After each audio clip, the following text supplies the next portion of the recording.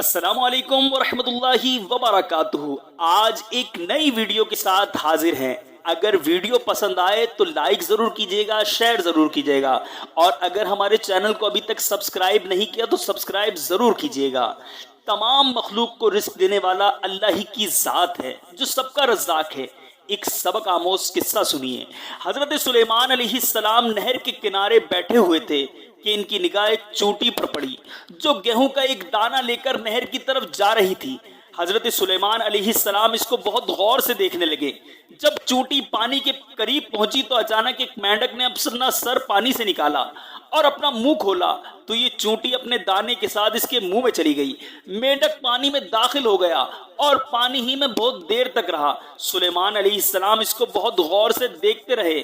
ذرا ہی دیر میں مینڈک پانی سے نکلا اور اپنا منہ کھولا تو چونٹی باہر نکلی، البتہ اس کے ساتھ دانہ نہ تھا۔ حضرت سلیمان علیہ السلام نے اس کو بلا کر معلوم کیا کہ ماجرا کیا تھا اور وہ کہاں گئی تھی۔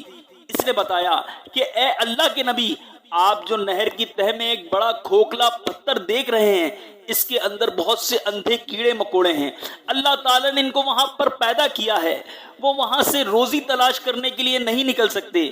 اللہ تعالیٰ نے مجھے اس کی روزی کا وکیل بنایا ہے، میں اس کی روزی کو اٹھا کر لے جاتی ہوں، اور اللہ نے اس مینڈک کو میرے لیے مسخر کیا ہے تاکہ وہ مجھے لے کر جائے۔ اس کے منہ میں ہونے کی وجہ سے پانی مجھے نقصان نہیں پہنچاتا، وہ اپنا منہ بند پتھر کے سوراخ کے سامنے کھول دیتا ہے، میں اس میں داخل ہو جاتی ہوں۔ جب میں اس کی روزی اس تک جا کر پہنچا دیتی ہوں، پتھر کے سوراخ سے اس کے منہ تک آتی ہوں تو مینڈک مجھے منہ سے باہر نکال دیتا ہے۔ حضرت سلیمان علیہ السلام نے کہا، کیا تو نے ان کیڑوں کی کسی تسبیح کو سنا؟ چونٹی نے بتایا، ہاں، وہ سب کہتے ہیں سبحان اللہ و بحمدہ، اے وہ ذات جو مجھے اس گہرے پانی کے اندر بھی نہیں بھولتا۔